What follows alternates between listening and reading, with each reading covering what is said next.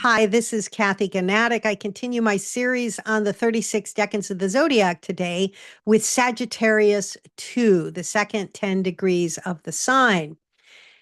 If Sagittarius I is the beginning of the quest, that moment when we move out into our journey of self-discovery, of a desire to connect with something deeper than us, this forward action, the excitement of the beginning of the quest. Sagittarius II is the moment we encounter dragons and difficulties and test our mettle around this exploration. We're going to see this with the chart of Elvis Presley, who has his rising degree in this part of the zodiac. And when we consider the struggles he had to protect himself, his vulnerability, in the face of his bringing his passion out into the world, we're really going to see the planets that are associated with this decan, which are Mars and the moon. Mars, the god of war and defensiveness, and the moon, which has to do with our body and our vulnerability. I'm also going to explore the tarot card associated with this part of the zodiac, which really fits Elvis's appearance, how he was, and it's the Nine of Wands. We'll also talk about the ancient texts that are associated with it and the Kabbalah. There's a lot to share. I hope you enjoyed the video. If you do, I'd love it if you could like and subscribe. It helps people find me, and I'm trying to grow my channel right now. So let's talk about Sagittarius in general. As I said, it's the sign of the quest. And give me one sec to get to the right. Oh, it all wants to. There we go. I'll get to the right part. Okay. So Sagittarius is a fire sign. It's about inspiration. It's about expansion and optimism and growth and wisdom. That's the Jupiterian influence on Sagittarius. It's a mutable sign that has to do with flexibility, changeability. And the mutable signs are all double-bodied. We see here that Sagittarius is associated with the centaur, half man, half beast. And when we think about that, it really gives us this sense of the meaning making that can be part of the life of people who have Sagittarius placements, because there's the part of us that's the beast as human beings, right? Our instinctual side. But then we also have the human slash divine side, the part of us as human beings that's able to connect with consciousness and have self-reflection and expand consciousness and try to connect with the divine. And that's really also part of the essence of Sagittarius. When we move out into the quest for meaning, which is the idea of the quest, like the quest for the Holy Grail, if you think about that. That's the vibe of Sagittarius. And as I said already, Sagittarius I had to do with this beginning moment where we're all excited. We've got some big idea. We're going to bring it out into the world with great force and direction.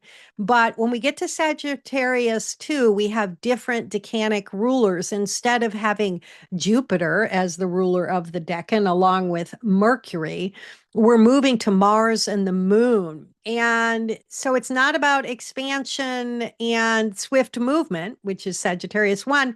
Now we're about, okay, we're encountering some difficulties, some conflict. Mars, the god of war, tension, difficulty, protection. And the moon, our body, the deepest, most vulnerable part of who we are, our emotions.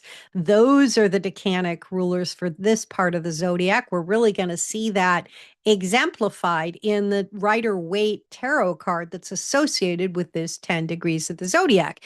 Every card in the minor arcana, all 36, are associated with part of the zodiac with 10 degrees. And here we have the Nine of Wands. We see this moment where, you've been out there and you've started to have to battle dragons and difficulties on your path to self-understanding. We see the figure there. He's got a bandage around his head. He's been through some battles. He looks tired. He's got a wand in front of him. He's holding it in this really protective, defensive way. And he's protecting the wands behind him. And there's a guarded quality that's associated with that Mars defensiveness and trying to protect one's physical being, one's emotions, one's yeah, the essence of who we are, that lunar embodiment of our soul, let's say. And so people with points or planets in this part of the decan, while they may be protective and vulnerable at the same time as they're moving out to try to put their passion out into the world, they they can have a capacity as well for resilience, for survival. They may struggle with questions of boundaries and be a little bit, have moments of hypervigilance where they're trying to protect themselves. But if they're struggling with boundaries, it's because they are in reality encountering difficulties that they need to protect themselves, like we're going to see with Elvis Presley, that he had people that were not kind to him, his managers, the people that gathered around him and were in the light of his inspiration, took advantage of him. And part of his path in life was to work the karma of needing to try to protect himself and needing to learn lessons around that. The tarot card in the Thoth deck, I don't have it here, is called Strength. So I don't want to, while Elvis Presley had a lot of difficulties, he also had other energy in his chart that made his path difficult. There's also something about people with this, with planets or points here, who are going to have strength to survive the battle and to move through. And so I don't want to overemphasize the sort of more difficult parts of this. You also need to understand that Mars, asserts itself and Mars protects itself and Mars is a survivor. And that's part of the energy of this part of the zodiac as well. We can then look at the ancient texts associated with this 10 degrees. And we see, I'm just going to read them one at a time and then provide you a little of analysis to deepen our understanding. So, first we have Ibn Ezra, and he describes this decan as a beautiful woman with a lot of hair, wearing clothes and earrings in her ear. And in the front of her, there's an open chest containing golden ornaments. And then Picatrix, a man who leads cows and holding slash having a monkey and a bear before him. And this is a face of fear, lamentation, mourning, misery, and inquietude. And then Agrippa, quote, a woman weeping and covered with clothes. The operation of this is for sadness and fear of his own body, close quote. So right off, we can see the moon and Mars energy, the moon having to do with the body and its vulnerability. So in Ibn Ezra, that vulnerability you can see with the idea of an open chest, symbolically one opening oneself and exposing oneself.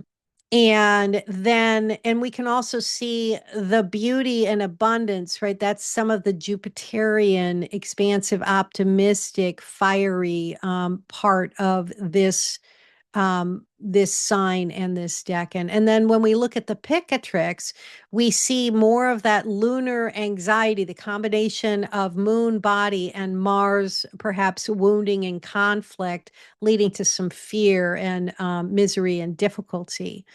And similarly in Agrippa, sadness and fear for his own body. So it's just all a further explication of the combination of having Jupiter, which is abundance and optimism and expansion and moving outward, with the moon combined with Mars, the vulnerability of the body and the fear and the need to protect oneself. And we're going to see all of these energies in Elvis Presley's chart. I'll explain that at the end as we go through his chart, how we see it manifested. But now let's move to the Kabbalah, which is the tree of life here. It's this mystical diagram that represents the descent of spirit into matter and manifestation. We go from the one, Keter, all the way down with this lightning strike down to Malkuth, number 10, where we manifest the inspiration in the world. And with the tree of life, we can see that each of the Sephirot, each of those little circles is associated with the numerology of the tarot cards. So since we're at the 9 of Wands, we're talking about Yesod, the number 9 on the tree of life. We've moved with we're at the point of manifestation where we're moving from the number 8 Had and to the number 9 Yesod, which describes a shift from structured thought and deliberate analysis into the realm of emotion, memory, and intuition. This is what Yesod has to do.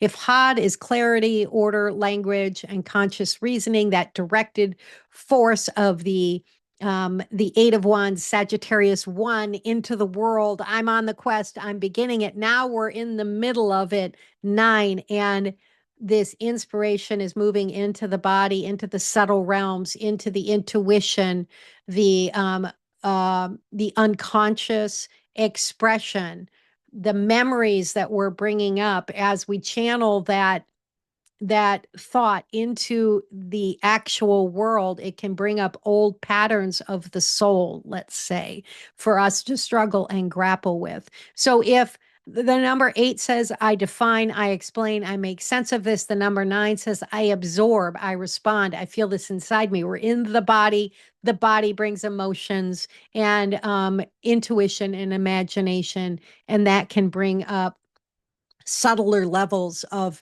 fear, right? It's that internalized experience.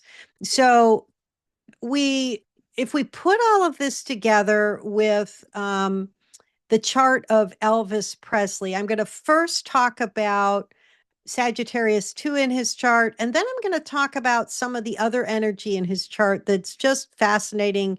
When you're doing astrology, you can't help but notice how it manifests in someone's life. And so to explicate the astrology a little bit of his chart. So Elvis Presley was this amazing singer. He grew up in poverty with a mom who was apparently pretty anxious herself, difficult upbringing. He had what we might call anxious attachment, if you know psychology a little bit, really close to his mom.